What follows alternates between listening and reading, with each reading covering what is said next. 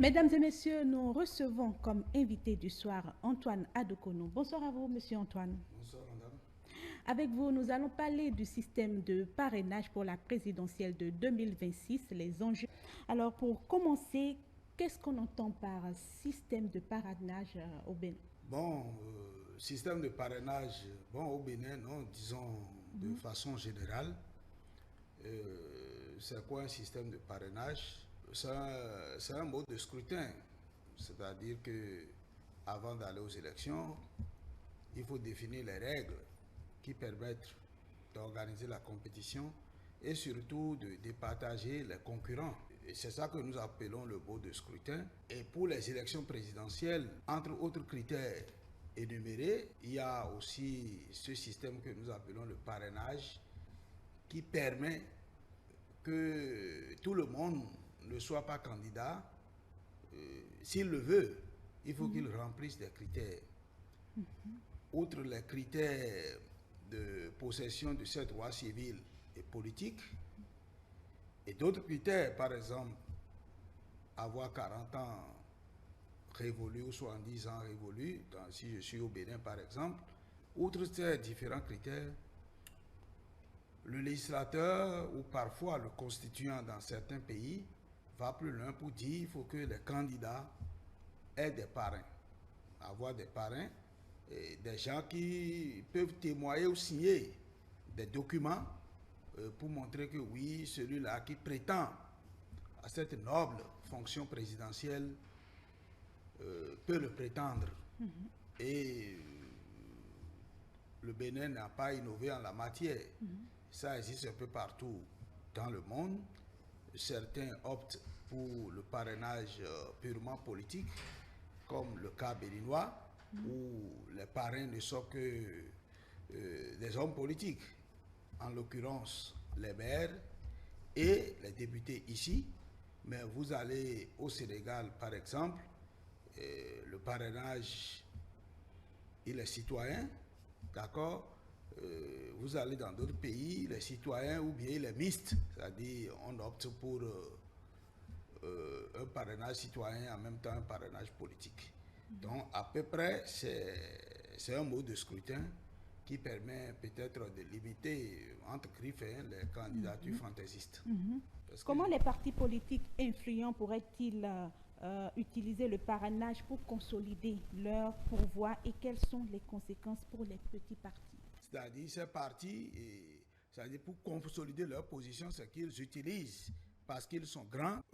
Dire qu'ils sont grands, je préfère qu'on remette maintenant le débat en condition pour dire que bon, ils sont majoritaires au Parlement.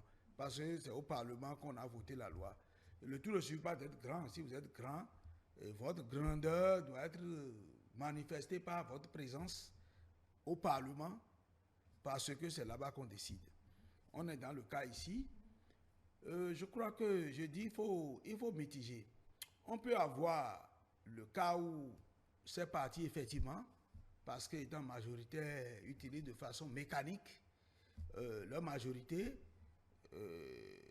pour produire des lois en leur faveur. On peut avoir ce cas d'espèce.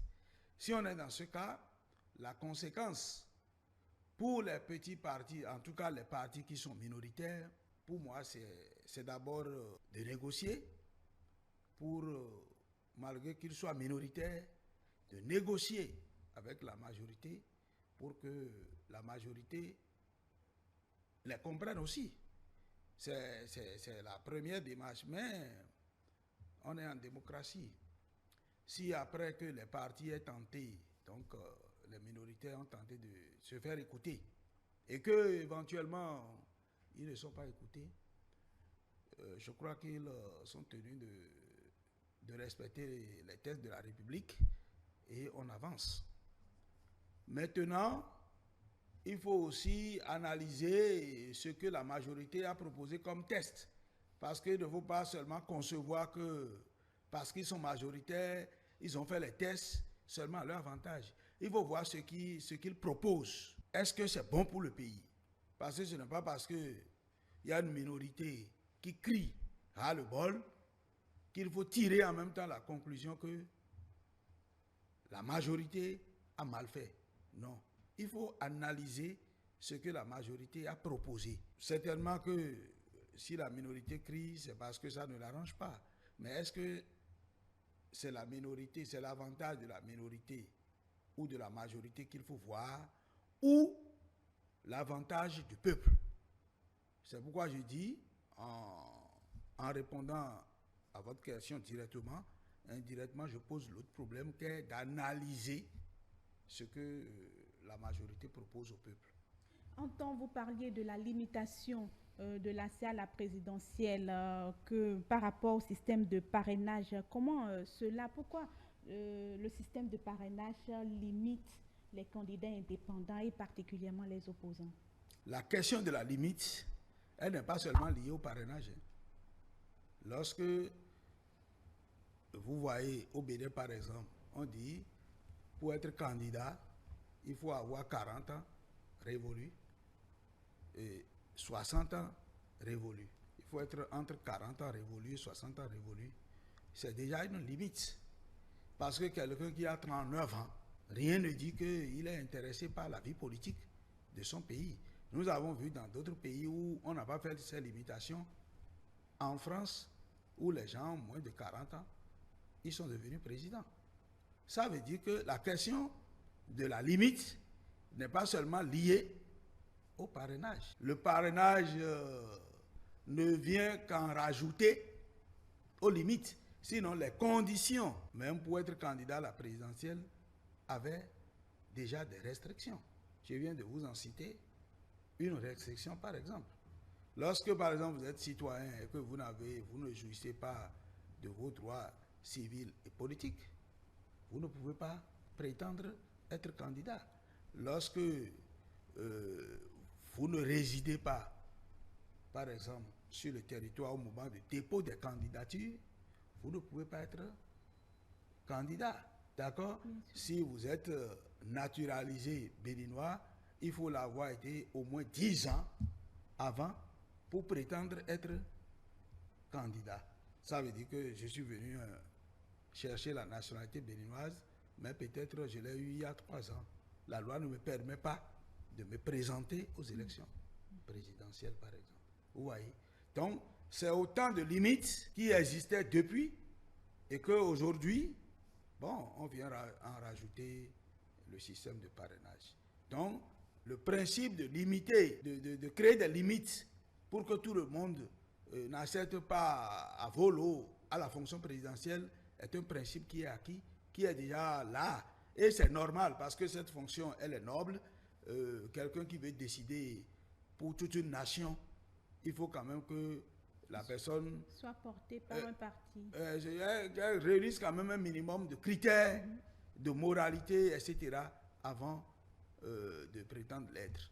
Maintenant, le parrainage en vient rajouter.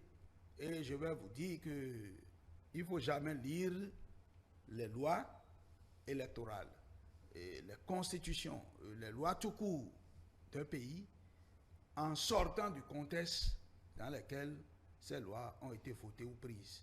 Puisque par le passé, de 90 jusqu'en 2019, où on a fait la révision pour introduire le parrainage, il n'y avait pas le parrainage. Si le parrainage est survenu en 2019, je pense que, entre autres raisons, il doit avoir aussi l'évolution de la vie politique du pays. Vous savez que par le passé, malgré les limites que les tests donnent, parfois on a 20 candidats, 30 candidats, plus de 30 candidats aux élections présidentielles, alors que peut-être qu'ailleurs, dans le Grand Nigeria, on n'en a pas aussi tant. Aux États-Unis, on n'en a pas aussi tant. En France, on n'en a pas aussi tant. Si bien que quand vous voyez même les candidatures qui sont déposées, à l'arrivée, quand vous voyez les résultats, c'est qu'il y a toujours une concentration des résultats sur 1, 2 ou 3 candidats qui sont les premiers, deuxièmes et troisièmes, qui emportent près de 90% des suffrages exprimés, et tous les autres qui restent du 4e ou bien 5e jusqu'à la trentaine et plus, ce n'est que des 1%, des 0,% Et pourtant, tout cela après reverse leur voix au second tour au candidat potentiel qu'il estime qu'il peut passer et en retour exige de ces candidats comme étant leur soutien pour leur victoire. Et ça déteint sur la vie politique après parce que celui qui veut gouverner, et il est là maintenant avec toutes ces contraintes de j'étais soutenu, et avec combien? Avec 1% de voix qu'on a eu au premier tour avec 0, donc tout ça là a fait que les gens ont estimé, je crois bien, hein, le Parlement a estimé que il faut fermer encore un peu les choses pour que ceux qui puissent passer par ce filtre soient quand même ceux qui sont des candidats capables d'avancer.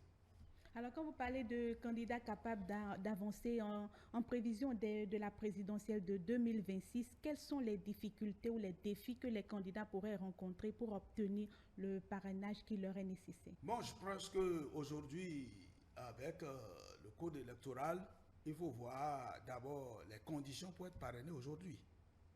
Parce que pour être parrainé aujourd'hui, il faut être porté par au moins 15% des parrains dont le corps est composé des députés et des maires, soit au total 28 députés ou maires d'abord, et que ces parrains proviennent de 3/5 des 24 circonscriptions électorales que nous avons, soit tout au moins 15 circonscriptions électorales. Sauf si vous êtes en accord de gouvernance, les partis qui sont en accord de gouvernance peuvent se voir les candidats parrainer l'un des duos des partis présentés.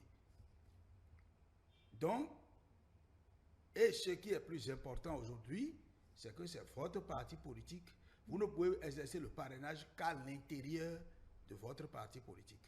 Soit c'est le parti qui propose un candidat, ou bien c'est un membre du parti qui veut être candidat et que vous allez le parrainer. Mais il n'y a plus aujourd'hui la possibilité de quitter un parti pour aller parrainer le candidat d'un autre parti si vous n'êtes pas en accord de gouvernance. Donc quand on réunit toutes ces conditions aujourd'hui, je pense que ça va être très difficile pour ceux qui prétendent à cette fonction d'avoir des parrains si ce n'est pas leur parti qui se trouve à les choisir. Les défenseurs du parrainage utilisent souvent comme argument sa capacité à stabiliser. Est-ce que c'est ce qu'on observe réellement dans la pratique aujourd'hui avec les différents blocs? Si je comprends bien